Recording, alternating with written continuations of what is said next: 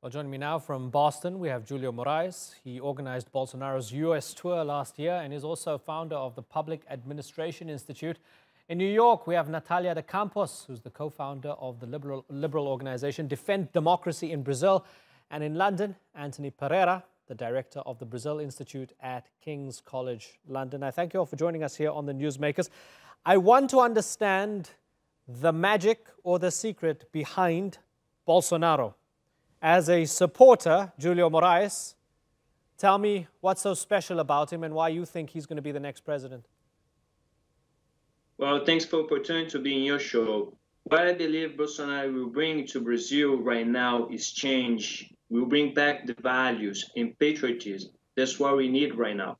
Brazil's situation for the last couple of years being like decreasing. So we need to move forward. We need to bring back the patriotism so people can be proud to be Brazilian again. So you say values, right? But for many, especially those tens of thousands who had taken to the streets recently, those values consist of sexism, misogyny, and homophobia. Would you agree with that? No.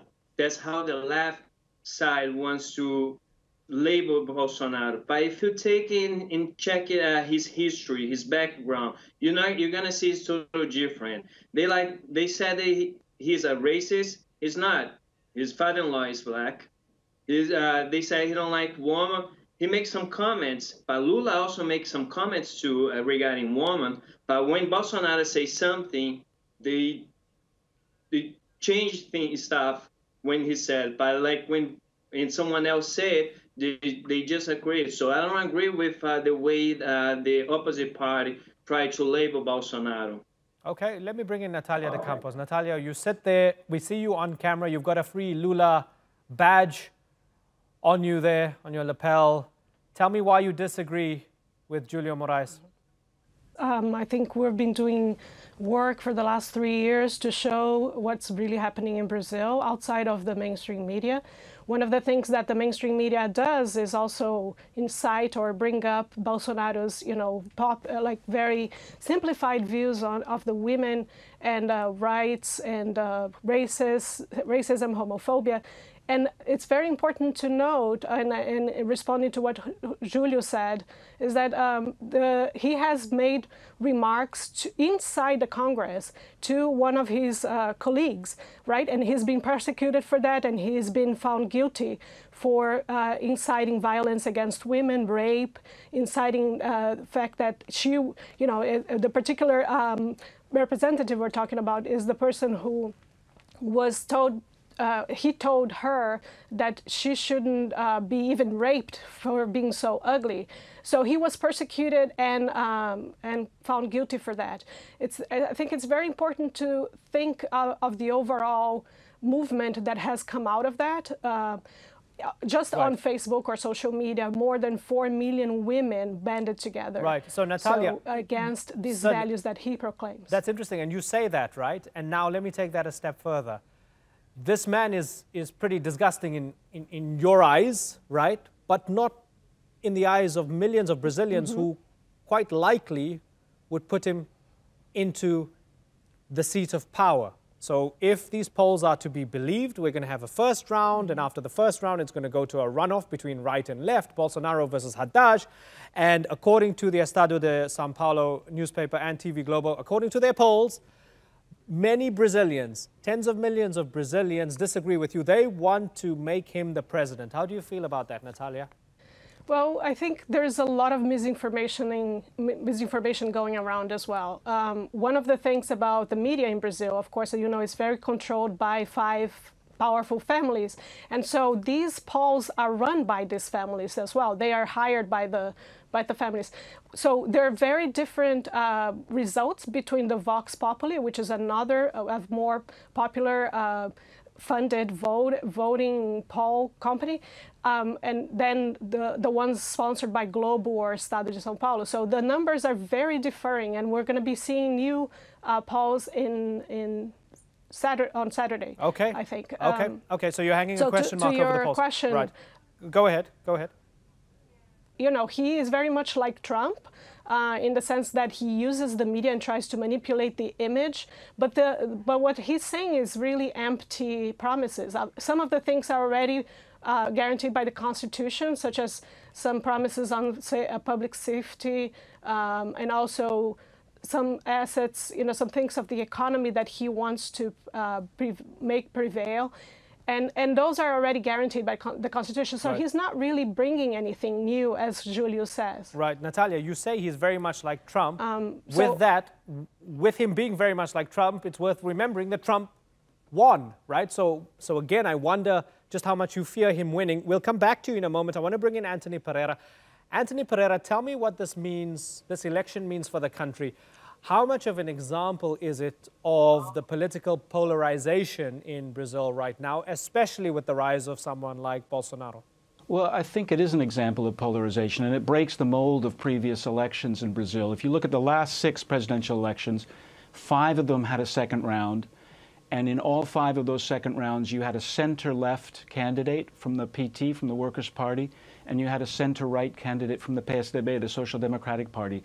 This time, it looks very, very probable that there'll be a second round with a hard-right candidate, Bolsonaro, and a center-left candidate, Fernando Haddad of the Workers' Party. So the choice is extremely consequential this time. The gap between the candidates is very wide, and I think not all the elements of the Bolsonaro platform are well known. I mean, there's a big piece with Paulo Guedes, the economic advisor to Bolsonaro, and it's a very liberal economic policy. It's far more liberal than we've seen in recent years from a major candidate in Brazil. So I think this is a very consequential election with a very clear, a very stark choice for the Brazilian electorate. Julio Moraes, are you comfortable being considered far-right?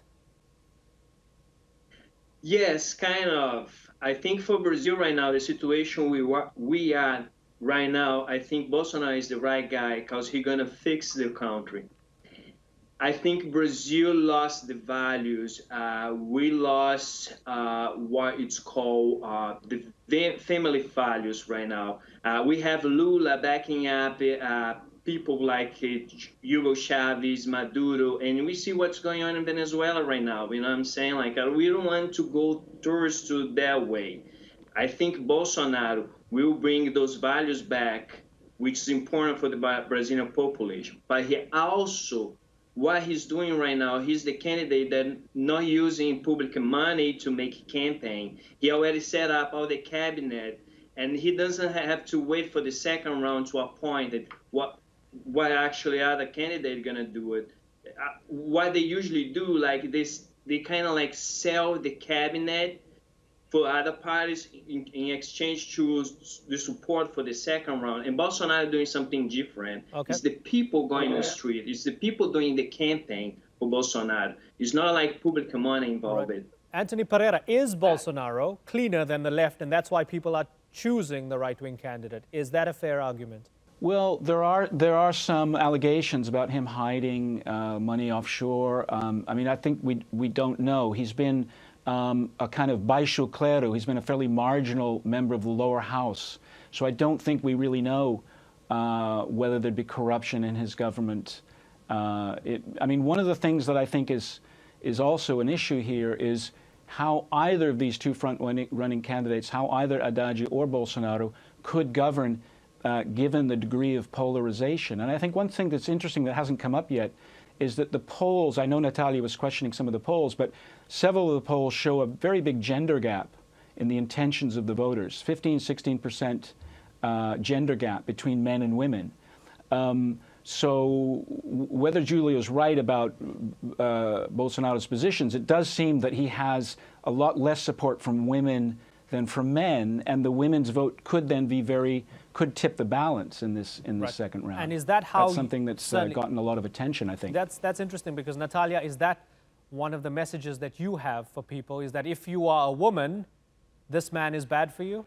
Well, that is one of the main messages, and it's not the only one. I think we're very concerned about LGBTQ and the communities of color in Brazil, the indigenous, because he has also made declarations. But I want to just also to contrast, what Anthony said earlier about being what the media is pushing for in Brazil right now is that there's two extremes, and that's not really true. So let's start by that. So that the Bolsonaro will be the extreme right and the Haddad will be the extreme left, and that's just not the case. I mean, the 12 years of PT, or the Workers' Party, in power have shown that it's a real social democrat government, and it has pushed a lot of social advancements. So I wanted to talk a little bit about Haddad and what he would bring in contrast, right, to Bolsonaro, because I think he would be more concerned with all the rights of these communities I mentioned. He also would be with the economic development that is sustainable and not just what.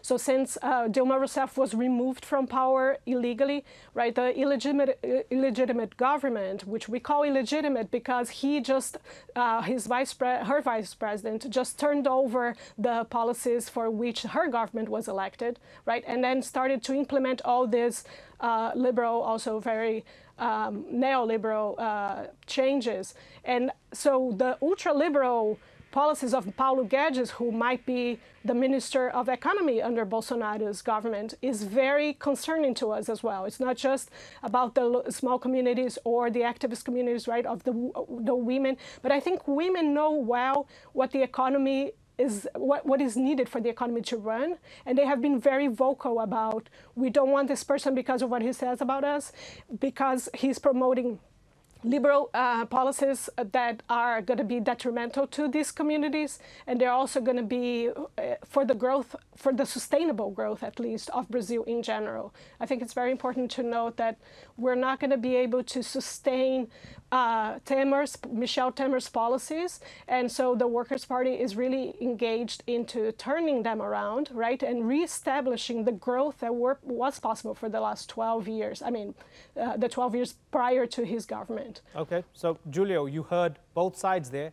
You heard why Natalia is against Bolsonaro, but also why she's for Haddad. Are you convinced by any of that?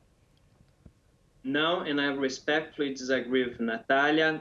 Let's say Haddad, vice president candidate, she's a member of the Communist Party of Brazil. So it shows like the right, the extreme left side of this campaign. I also agree on some point we have a growth in the Brazilian economy while Lula was president, but we also have this situation right now. And let's be honest, PT has been in power for 13 years, right? Michel Temer was a vice president for Dilma, so who else voted for Dilma, vote for him. If he changed policy, which I don't think was the reason of the economic chaos we having right now, because that started like right after the second campaign, the second election for Dilma in 2014. So I agree if Lula deserved the credit, if the Works Party deserve the credit for the economic growth, but they also deserve the credit for the economic chaos that Brazil is right now. And the policy, it's simple. If we see something not doing right, we should change. And why keep voting for someone that continues to put the same policy in place? Right. And when you see like the economic growth going to a different Although way. what is interesting is that she's against Temer's policies as well. However, I want to go to Anthony Pereira here. Before we say goodbye to you, Anthony, besides presidential elections, Brazilians are choosing state governors, senators, etc. In a nutshell, help us understand, as an international audience, we don't know much about Brazil and we don't know much about how much is at stake. Help us understand, how much is at stake in this election? Well, a lot's at stake because whoever gets elected president is not going to have a majority of their own party in either of the two houses. There could be a high rate of renovation. I mean, maybe 40% perhaps of the people in Congress, a lot of the leaders could get reelected. That means however much either candidate wants to change things, they'll have to work with a Congress. And That's why there's talk in the air of about a constituent assembly to change the rules of the system. So it's not going to be easy for anybody to govern Brazil after this election. And there's some really difficult choices. The pension system is, in deficit. The overall government deficit represents about 7% of GDP. So there's a government going to have a real fiscal straitjacket, going to have to make very, very difficult choices. So, as you say, people are voting for governors, they're voting for state assemblies, they're voting for the lower house, they're voting for some of the Senate seats. The ability of these candidates to form coalitions and rule is going to really be tested after this election. Yeah, certainly. Almost 150 million voters expected to vote on Sunday. It's just a reminder of what a massive country Brazil is and just how important this is. It's a chaotic and fascinating democracy. We're going to take a short break, and thank you, Anthony Pereira. Natalia and Julio, stay where you are. Thanks, Anthony, for joining us on the Newsmakers. We'll be back just after this break.